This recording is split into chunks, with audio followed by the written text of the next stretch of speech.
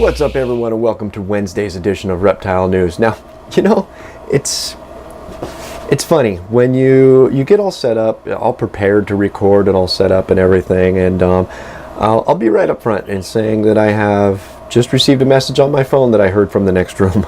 I have two children that are home sick right now, and I actually came home early today so my wife can go to work, and yeah, so that's that. So for that, I'm receiving another message.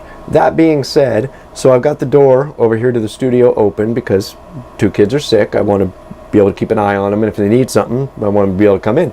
But so I got everything's quiet, everybody's sitting down watching a movie, everything's great, and I get all set up and ready to record, and the city decides to mow the lawn at the park across the street. So let me be preemptive in saying I apologize for any and all background noises you might hear in this video. I would say I was going to try to keep it short, but I think this is going to be a somewhat long one because we're going to get a little sciencey today. And as you know, I don't understand a lot of those big science words, so bear with me. Now, in a non-science related story, or I mean, I suppose this could be, I don't know, plumbing science related. Apparently a snake catcher was called to an Australian home where a mysterious automatic flushing was going on with their toilet, and bear with me here. Apparently they found a snake in the wall that was activating the in-wall flushing mechanism and flushing the toilet. So I mean, I understand that's not news, it's just something I had to bring up because it was actually pretty funny. I couldn't imagine having a toilet automatically flushing itself alone, let alone finding that it's a snake in your wall causing the flushing. And now we're going to move on to a story out of the Great Barrier Reef where scientists are semi-concerned about the population, or the lack thereof, of male sea turtles. And this is something I never really thought about, even though it's been kind of right there in front. Anybody that's ever successfully bred and hatched reptile eggs should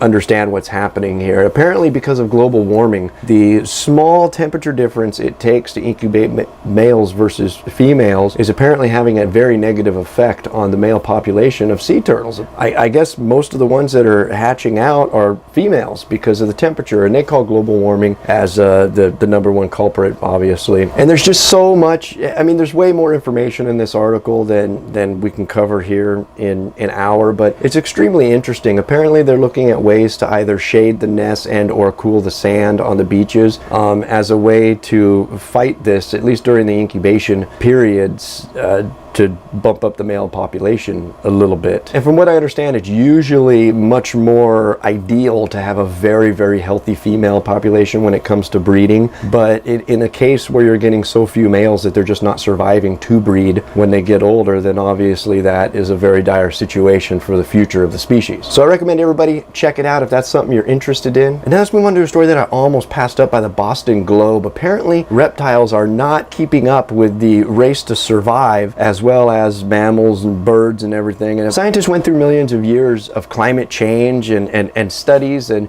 probably, from what it sounds like, pretty much everything they could find. And they see that in the, I believe it was 40 million years ago, when most of the world was in a very tropical state, that things flourished. And when the world cooled down, reptiles were not able to adapt as quick as the other animals on the planet, such as mammals and birds. They weren't able to move into warmer areas as quickly and or adapt to cooler areas, which is why they say reptiles are all but pretty much absent from the Arctic and the colder areas and everything. And likewise, as again we'll bring up global warming takes effect, these reptiles they're suggesting that they're not able to keep up, to evolve with the warmer temperatures as well as the mammals and or the birds. Apparently this was found after studying 11,000 different species, and unfortunately, unlike the sea turtles, where there's actually, I'm not going to say a plan, but an idea, like we mentioned, cooling the sand or shading the nest, just to drop the temperature that few degrees it's necessary to produce males. Unfortunately, reptiles not keeping up with evolution is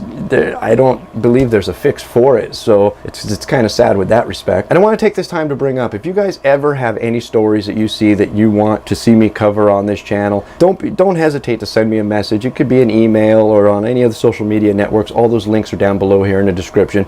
I've also started up a Patreon account. If you really like what I'm doing here, you can go there and support me on Patreon, or not, whatever. Sharing the videos always helps the best, just getting the word out there. And that, my friends, is all your news for this Wednesday. If you'd like to read any more about these stories, that link's right down below here in the description. And as always, if you're still watching, my name is Jason White. Now you know what's going on in the reptile world. Be good to each other, and we'll see you Friday.